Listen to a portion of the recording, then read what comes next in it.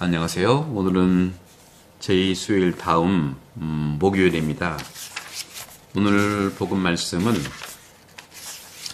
루카복음이네요. 루카복음 9장 22절에서 25절이죠. 오늘 복음 말씀 성찰의 주제는 자기 십자가를 져라 하는 겁니다. 자기 십자가.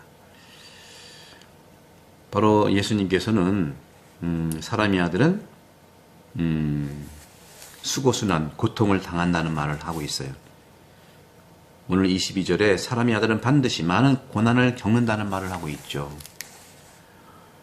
이러한 경험, 우리 인간이 사는 경험에서 우리에게 모든 좋은 일에는요, 노력이 필요하다는 것을 가르쳐 주는 것이죠.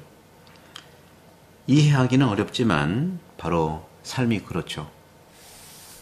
역사는 이에 대한 많은 경험과 그 예들을 제공하고 있어요.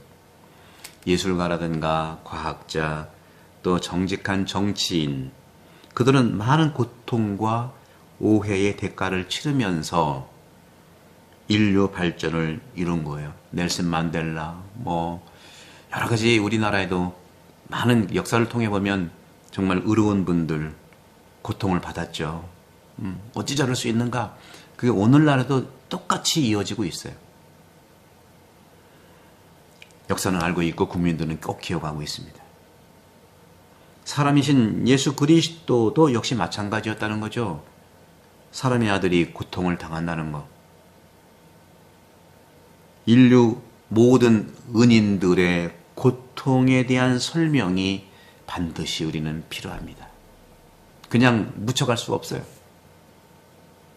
그런 점에서 우리 모든 차원에서 우리는 이러한 자연의 보존 법칙이 적용될 수 있다.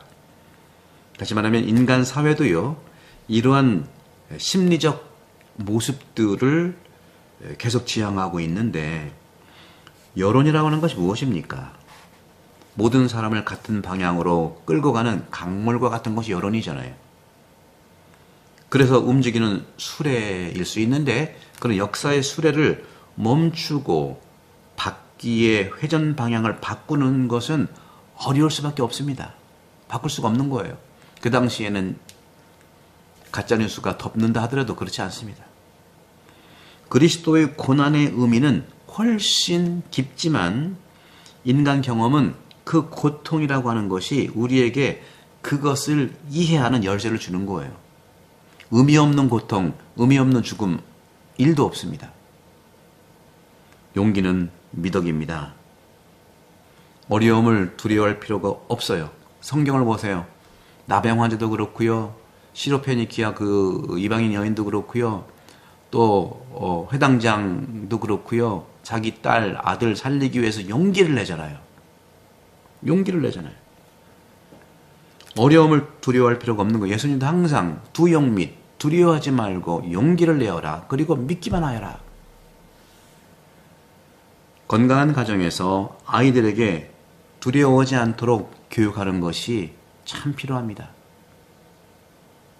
용기를 배운 아이들은 인생이라는 생활과 삶이라는 큰 선물을 받는 것이죠. 두려워하지 않는 자만이 산 정상에 오를 수가 있다는 것이죠. 온갖 비와 역풍 속에서도요. 오늘 주님께서는 말씀하세요. 날마다 누구든지 내 뒤를 따라오려면 자신을 버리고 날마다 제 십자가를 지고 나를 따르라고 해요. 날마다 자기 십자가를 지라고 하는 거예요. 체코슬로바키아죠. 체코의 한 시인이 이렇게 시를 썼어요. 글을 썼죠. 자신에 대한 믿음을 잃은 사람만이 약하고 작은 목표를 세운 사람만이 작아진다는 거예요. 이것은 어떤 교훈적인 이야기 같고 또 용기를 주는 것 같지만 조금은 너무 낙관적일 수도 있는 거예요. 매일 우리는 수천 가지 어려움에 직면해야 하는 것이 현실입니다. 그리고 우리가 그 이상을 추구한다면 이 체코의 시인처럼 그것을 달성하기 위해서 우리가 직면하는 모든 장애물들이 있다는 현실들을 우리가 파악을 해야 되잖아요. 그게 어려운 거예요. 인내라고 하는 거, 이것들이 우리 믿는 이들의 미덕이라고 하는 건 당연한 거죠. 하지만 인생은 모든 사람의 인내심을 시험하고 우리를 정말 막을 수 없을 정도로 힘든 시기를 항상 겪는 거예요. 인내는 우리를 막을 수 없어요. 우리의 고통을 막을 수 없어요. 인내만 해서는 어렵다는 것이죠. 그렇기 때문에 우리는 서두르고 있지만 바로 우리는 매우 피곤하고 그래서 그렇기 때문에 많은 사람들이 자기 자리에 앉아서 계속 자기 얘기를 하고 그런 점에서는 우리는 여러 가지 인생 관계에서 이겨내야 할 장애물들이 너무 많다는 거죠. 바로 날마다 제 십자가를 지기가 너무 어렵다는 말씀을 드리고 있는 거예요. 우리가 해야 할 일은 인내심을 발휘하는 것뿐이라고 볼 수 있지만 때때로는 우리가 아프고 상실감의 고통 속에서 가족들 사이의 오해라든가 직장에서 너무 많은 것을 우리가 정말 실행해야 되는 거 너무 복잡해요. 십자가를 버리고 싶어요. 도망가고 싶은 거예요. 이런 유혹들이 있는 건 현실입니다. 하지만 주님께서 말씀하신 이 내용은 우리가 너무 인내하고 참아라 소리가 아닐 겁니다. 우리 그리스도인들은 또 한편 도움을 받을 수가 있어요. 이중의 도움을 받을 수가 있어요. 하느님의 도움을 말하고요. 즉 안 보이지만 하느님의 도움은 누구를 통해서 항상 옵니다. 기회가 오는 거예요. 위기는 기회라고 하지 않습니까? 하느님께서는 우리가 질 수 있는 어깨에 질 수 있는 것보다 더 무거운 십자가를 우리에게 지우지 않을 거라는 약속을 하시는 것이 하느님이세요. 하느님이 들어주시거든요. 하느님이 우리에게 어려움 속에서 특별한 도움을 주시다는 그 약속이에요. 그 약속을 잃지 말고 일어나십시다. 외로움이라는 것은 혼자 있는 것이라기보다 홀로 일어설 수 없다는 것이 외로움인데 하느님이 함께 하시잖아요. 그래서 우리는 매일 십자가를 질 수 있는 혼자 짓는 게 아니죠. 그러면서 주님께서 나를 따라라 하고 나를 따라오려면 매일 제 십자가를 지라고 했기 때문에 그런 겁니다.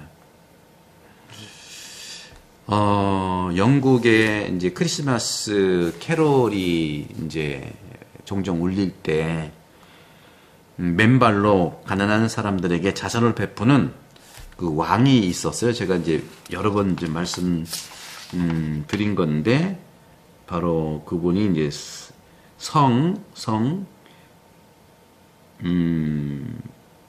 빈첸슬라우. 우리 빈첸시오 성인이 있죠. 영국의 왕이죠. 이 빈첸슬라우. 맨발로 가난한 사람들이 자선을 베푼 왕에 대한 이야기가 나와요. 근데 그 왕을 따라가는데, 정말 따라가는데 여기 이제 보게 되면 발이 이제 시렵잖아요. 겨울이니까. 춥고 불평을 한 거예요. 그분의 발자취를 따라가기가 너무 어렵고 추운 거예요. 그러자,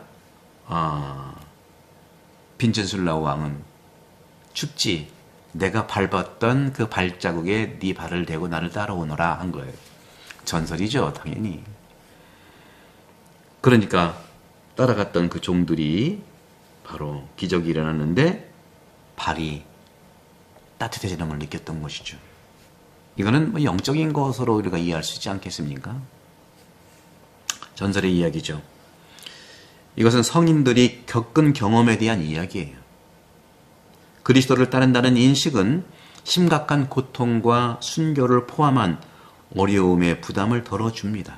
결국 우리를 사랑하는 사람이 우리와 함께 고통당하면 우리도 심리적으로 도움이 되지만 우리 경우에는 단순히 위로의 문제만은 아니라고 생각합니다. 심리적인 위로도 당연히 있고요. 영적인 위로가 되는 것이죠. 그리스도를 따르는 우리 모든 사람들은 고통의 긍정적 성격과 세상의 구세주, 우리를 구해주시는 우리 영혼 속에 들어오시는 예수 그리스도 안에서 정말 그리스도를 따르는 사람들, 바로 그분과 함께 십자가를 진다고 하는 이런 신성한 은혜를 이해하기 시작할 겁니다.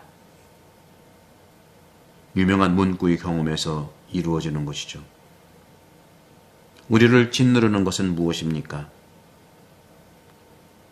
고통과 나 혼자 한다고 하는 외로움 아니겠어요?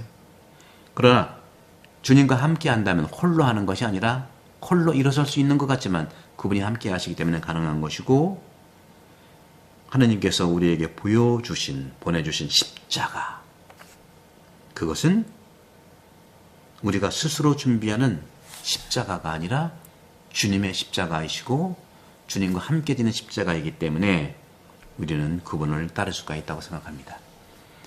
은혜로운 사순시기 또 축복 가득하시길 바라고 구독 선교 부탁드리겠습니다. 성부와 성자와 성령께서는 여러분 모두를 강복합니다. 감사합니다.